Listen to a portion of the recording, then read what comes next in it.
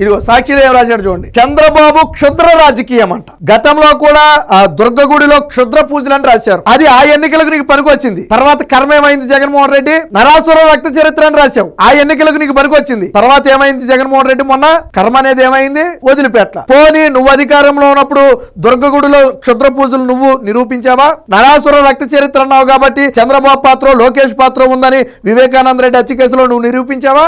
5 ఏళ్ల అధికారంలో నువ్వు నిరూపించలేదు కదా. సో ప్రజలు నిన్ను విశ్వసించరు. మళ్ళీ అంటే ప్రజలు చీకొట్టిన జగన్మోహన్ రెడ్డికి సిగ్గురాల. మళ్ళీ ఏ రాజాడు చూడండి, క్షుద్ర రాజకీయం ఏంటి? జగన్మోహన్ రెడ్డి భారతీ రెడ్డి నేపేంటో చూద్దాం. వైఎస్ వివేక హత్య కేసు దర్యాప్తును పక్కదారి పట్టించే కృతంత్రం అంటే ఏంటి? సిబిఐని దర్యాప్తు చేయొద్దు, మేమే చేస్తామని చంద్రబాబు నాయుడు చెప్పాడా? పక్కదారి అంటే ఎలా పట్టించారు? ఇక్కడ చూడండి. సిబిఐ దర్యాప్తు చేస్తున్న కేసులోకి పోలీసుల పెత్తనానికి పన్నాగం, కేబినెట్ సమావేశం వేదికగా కుట్రకు తెరదీసిన కూటమి. జగన్మోహన్ రెడ్డి కరెక్ట్ పాయింట్ కు వచ్చాడు. ఏంటంట?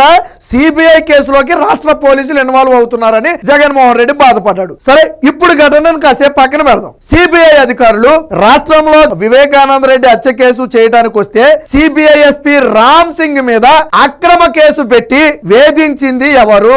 జగన్మోహన్ రెడ్డిని స్ట్రైట్ గా అడుగుతా, భారతీ రెడ్డిని స్ట్రైట్ గా అడుగుతున్నా.